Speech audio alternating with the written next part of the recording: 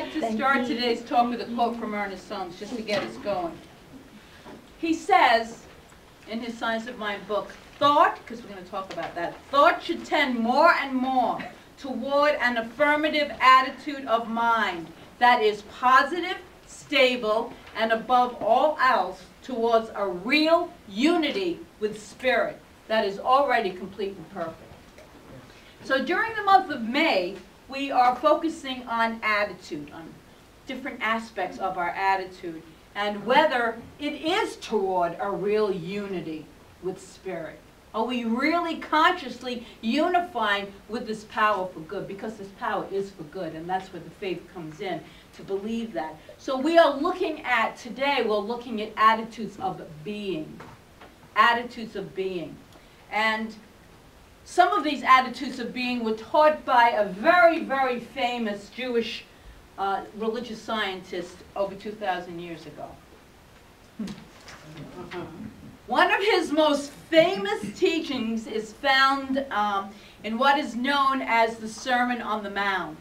And it opens with 8 Beatitudes. Maybe you've heard of them. Most people have heard of them. And this morning we're just going to go into 4 of them. And we're going to kind of like metaphysically interpret them so we can use them in our lives. Because as we always say, this is a spirituality that is practical. If you can't use it, what good is it really? To know stuff, but let's use it. That's my main key purpose, focus for myself, and hopefully to impart to others, is to use these spiritual teachings, because they will work for you. So, Emmett Fox, in his terrific book, which is the book that I base most of this on, it's called The Sermon on the Mount, Keys to Successful Living. And he suggests the Beatitudes, which is what we're going to go into 4 of them today, are a general summary of the whole Christian teachings. And they are absolutely applicable to our New Thought spirituality that we teach here. So we're going to metaphysically interpret 4 of these today. And they are about our mental states, our thoughts, our attitudes. For the Master Teacher, Jesus knew that if our mental states were aligned, if they were right, if they're aligned in spirit, everything else in our lives would then flow. It would be all right also. And if these states are wrong, meaning out of alignment, we're not connected, then nothing else can be right in our lives. Things look like they're falling apart. So today we're going to look at the teachings of the Master Teacher that have come to be known as the Beatitudes, or our attitudes of being. Our attitudes of being. And so there are 8 of them, as I said, and obviously we're not going to go through all 8. We're going to do 4 today, and then next week we're going to celebrate Mother's Day with the Divine Feminine, and then we'll finish the other 4 the following week. But today we're going to discuss the first 4, and then metaphysically interpret them so that we can use them in our spiritual lives, in our lives. First, well, I'll read all 4. Blessed are the poor in spirit. Maybe you'll know what they are after I read them. For theirs is the kingdom of heaven. Blessed are they that mourn, for they shall be comforted. Blessed are the meek, for they shall inherit the earth. And blessed are they that hunger and thirst after righteousness, for they shall be filled. So, before delving into those 4, let's take a look at a moment at the 2 words that each one of these Beatitudes begin with. Blessed, blessed are. Blessed, blessed. In Webster's dictionary, blessed means to invoke divine favor upon. To devoke divine favor upon. So why do we want to invoke divine power? Is it to please God? I think not. We don't have to please God, no. It's because we want to align ourselves with this universal harmony. We want to align ourselves with the creative flow of life. And we want to align ourselves with the innate goodness of divine mind, the nature of God, the presence of spirit.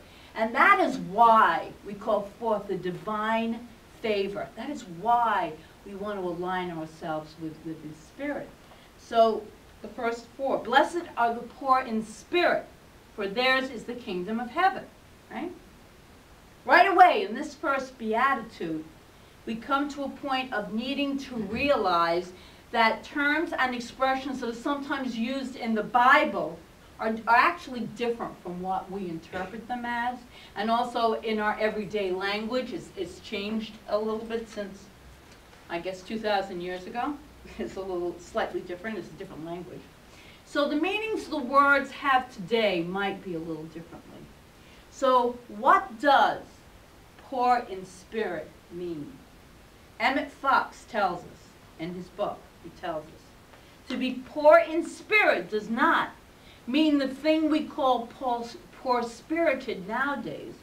To be poor in spirit means to have renounced all preconceived opinions in the wholehearted search for God. It means to be willing to set aside your present habits of thought, your present views and prejudices, he writes, your present way of life that you think is necessary. It means to jettison, in fact, anything and everything that can stand in your way of finding God. So divine favor is invoked upon those who are willing to let go of the old way of being, old thoughts maybe that don't serve any longer, old beliefs, old prejudices, just all the old stuff that really it's time to move, and sometimes we feel stuck. So this is letting go of it. This is moving into the place of finding a higher way of living, of finding God. So the last few words imply that God is lost, but we know, of course, that God is never lost. God is not lost. But we might think so sometimes. Sometimes we don't feel that connection, that power. We feel that we've lost God. In fact, I have a little story here. There's a story of a, you know, like the stories. There's a couple of little boys, ages 8 and 10, who were extremely, excessively mischievous. And they were always getting into trouble. And their parents could be assured if something was going on in the town that they most certainly were involved in some way. The mother had heard about this clergyman who was very strict, and he had been very successful in disciplining of the children in the past. So she took her sons to see this clergyman who insisted upon seeing one at a time. So the first 8-year-old goes in and he sits down, and the clergyman says to him, "Where is God?" And the little boy, he didn't answer. I don't even know what to say. And so the clergyman, the pastor, the minister again says, "Where is God?" And the little boy didn't say a thing again. So the clergyman now he's getting, you know, a little angry at this boy. He's not responding whatsoever. So now he's wagging his finger in the little boy's face, and he said, "Where is God?" To which the little boy, he ran home and he ran into his closet, and he shut the door, and his brother came in to see what happened, and the little brother said, "We're in really big trouble this time. God is lost, and I think we had something to do."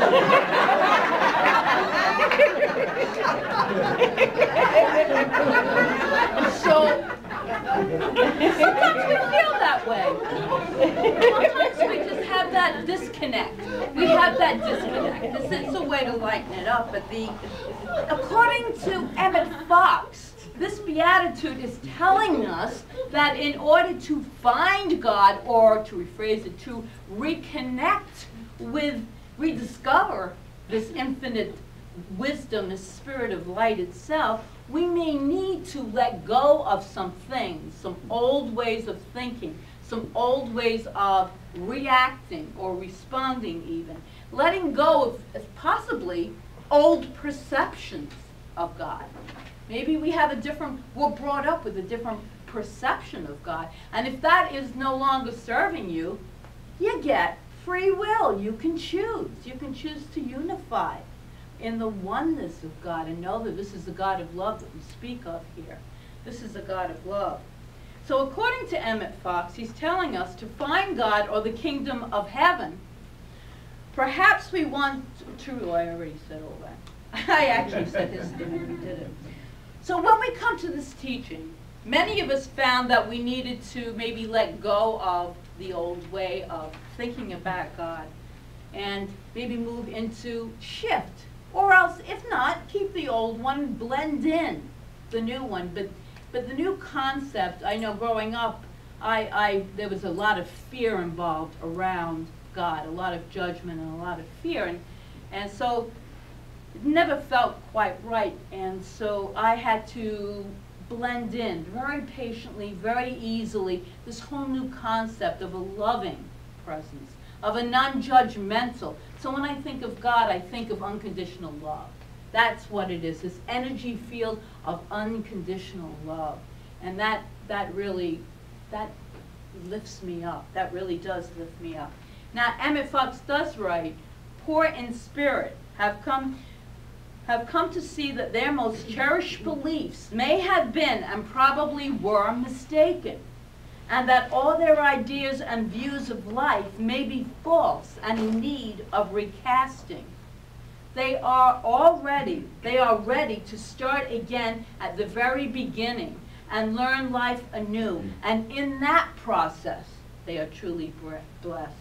So in this attitude of being, this beatitude, attitude of being, we're calling the divine favor to pour itself through our lives.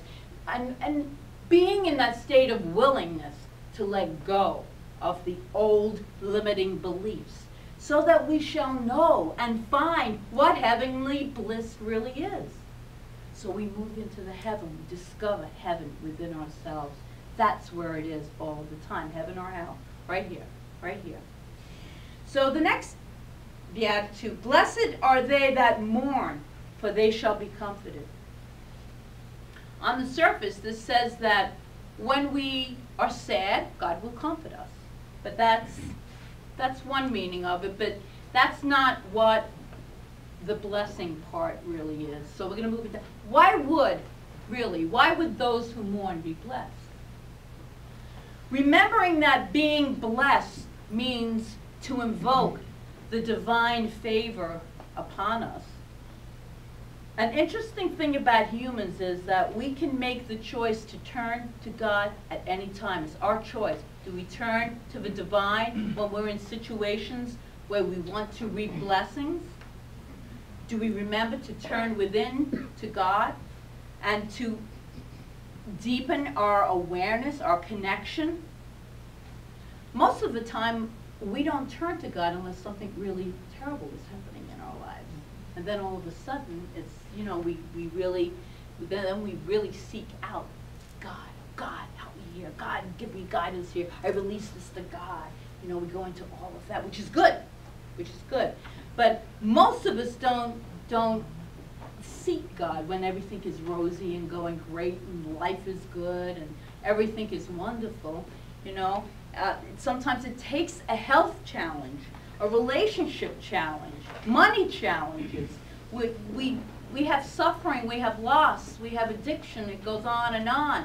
Those are the times when we do turn to this higher power. But if you think for a moment, you know, what caused you to really start seeking this higher power, Spirit, God? And if you think about it, because I remember it was like an emptiness that I wanted to have fulfilled, and I knew that something was missing. Thank goodness for this. So we have to give thanks for those times of challenges, because what they do in the darkness, in that place of it looks like suffering, we then do turn to the light.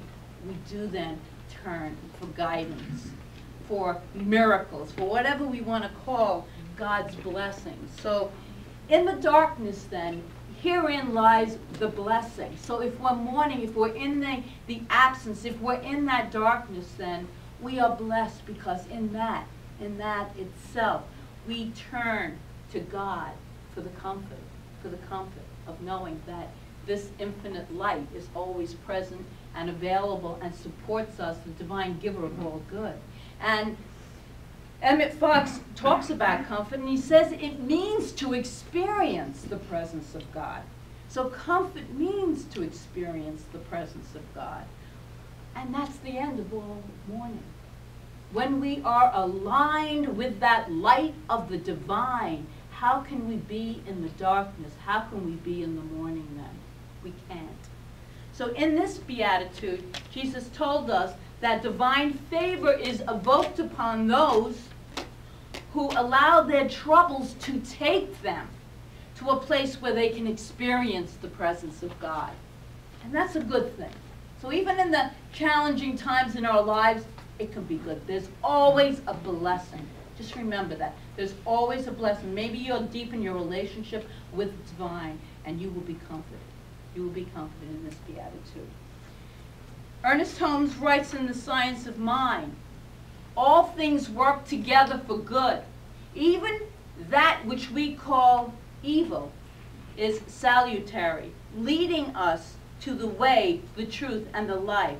Suffering should teach us a lesson which would cause us to refrain from making more mistakes. It carries a blessing with it when we learn how to garner knowledge from the experience. So everything that takes place in our lives is a blessing, truly. It really is a blessing, even if it doesn't feel like a blessing. Even if it feels really crappy, because sometimes stuff in life does feel that way. You know, it just does. And we as humans, we have this dual experience of being divine beings, having a human experience, so we go through suffering. But always, always we are divine beings. That is our eternal truth. So we are beings of the light. So this attitude of being is saying that those who allow their troubles to deepen their relationship with this awesome power, that is God, are truly blessed. So the third, blessed are the meek, for they shall inherit the earth. Inherit the earth. So this beatitude is one of the most important verses in the Bible, according to Fox. So it's one to pay attention to. When you possess, it's important when you possess the spiritual meaning of it. So you have in this beatitude the secret of dominion, the power over, the secret of overcoming every kind of difficulty. Each and every one of us can overcome. If we believe this, we can. We can overcome every single kind of difficulty. And it is, as Emmett Fox said, a Jesus Christ message reduced in a single sentence, which is a pretty powerful statement, Jesus Christ message. But it's a pretty powerful proclamation. But right off the bat, we know that we can't take literally that we're going to inherit the earth. So Emmett Fox gives us the meaning of earth. Not as soil, not as this planet, but as our outer experiences, as that which we create. Your earth means the whole of your experience, all your experiences. And so to inherit the earth means to bring power to the thing. Your conditions in life can be brought into harmony when you align with this power for good. So we see that when the Bible is talking about the earth, it is referring to the conditions in our lives from a bodily health point of view. And so this text undertakes to tell us how we can be masters of our own destinies. We can master our lives. We really can. We can eat, no matter what the circumstance, we can master our lives. And how does Jesus suggest this be done? In a certain way. In a certain way that seems quite unexpected, through meekness. So meekness. The fact is that this word, meekness, is also used in a very special context also in the Bible. The true significance of the word meek is mental attitude for which there is no other single word available. So there's a bunch of words to go with this. And it is a mental attitude which is the secret of prosperity. It is a combination of open-mindedness. All of this means meekness. Open-mindedness, faith in God, and the realization that the will of God is for us, for our good, for us to enjoy, truly, for us to enjoy. And so it's a mental attitude, and it's the key, this word, and this whole mental attitude is the key to our manifestation, to manifesting. When we do prayer work and we want to manifest, we want to change, this is the key to it in that one word. So let me say those three things again that are the components of the word meekness. Open-mindedness, are we open? Or are we stuck in those old beliefs and refuse to maybe see things a different way? There's many different ways of seeing things. So maybe just a little bit, just that little willingness to be open, okay? Faith in God. You got to have your faith in something, a higher power, in spirit, in God, in divinity, having that faith, that true faith that all things are working for my good. The realization that the will of God is for us. It is for us. It gives. It's the divine giver. It doesn't take away. It doesn't withhold. It gives. That's the nature of God. So that is what meekness, all of those things are what meekness really represent. So righteousness, the fourth one, is blessed are they that hunger and thirst after righteousness, for they shall be filled. Now righteousness is one of those words that's used a lot in the Bible. So today's kind of like a little Bible thing. But it's a metaphysical kind of way of looking at something that you know, might not resonate with you. So righteousness then means right thinking. It means to be in alignment with God's good. Righteousness, right thinking. Right thinking is when we are aligned. We can feel when we're aligned. We can feel what wrong thinking feels like. Because in wrong thinking, we don't feel right. We don't feel good. We're out of alignment. Things are off. Things aren't going well. Everything seems off. We can always bring ourselves back into alignment with that right thinking, which is what righteousness means. That's what it means, to be in alignment with the divine mind. It's only one mind. It's God's mind. It's my mind now. We get to use it. We get to access it. That's what we do in prayer. That's what we can do consciously every day. Okay, so we get to uplift or mar our experiences in life. We co-create with this power for good. We are co-creators of our experiences. It's not done to us. Remember that. It looks that way sometimes, but when we say that, we're in victim consciousness. So to move out of that, we call upon the mind of the divine to be in alignment with it, to use our righteous thinking. We are told constantly in these discourses that we have no direct power on outer things, because the outer things are what? They're consequences of what goes on within us. What are we thinking? What are we feeling? Where is our emotional state? What thoughts are constantly playing? Do we ever stop in the middle of the day and say, wait, what am I thinking?